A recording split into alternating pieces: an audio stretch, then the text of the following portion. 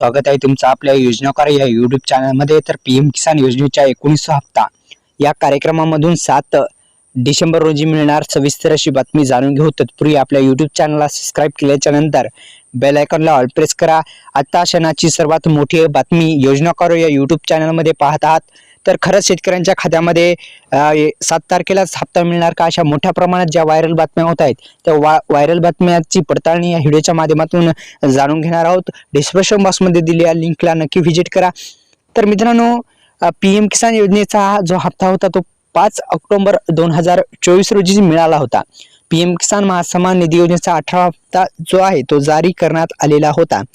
तर 19व्या हप्त्याची प्रतीक्षा शेतकरी बांधव करत आहेत आणि 2018 मध्येच शेतकऱ्यांच्या बांधवांना या योजनेचा लाभ मिळत आहे। 2018 पासून ज्या शेतकरी बांधवांना हप्ते मिळत आहेत त्या शेतकरी बांधवांना 19वा हप्ता जो आहे तो मिळणार आहे।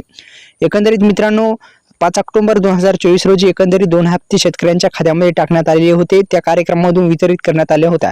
तसेच 7 सप्टेंबर 2024 रोजी शेतकऱ्यांच्या खात्यामध्ये मिळणार का, अशा मोठ्या प्रमाणात ज्या व्हायरल बातम्या होत आहेत त्या व्हायरल बातम्या खरंच आहेत का खोट्या, या व्हिडिओच्या माध्यमातून आपण पडताळणी करणार आहोत।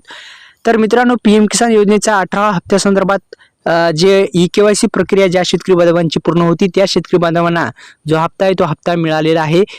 19वा हप्ता पण त्या शेतकरी बांधवांना मिळणार ज्या शेतकरी बांधवांची ई-केवायसी प्रक्रिया पूर्ण असणार। मी अनेक व्हिडिओच्या माध्यमातून सांगत असतो मित्रांनो, ई-केवायसी प्रक्रिया पूर्ण करा। तसेच आपल्या YouTube चॅनलला सबस्क्राइब करा, बेल आयकॉनला ऑल प्रेस करायला विसरू नका। तसेच डिस्क्रिप्शन बॉक्समध्ये दिलेल्या लिंकला नक्की व्हिजिट करा।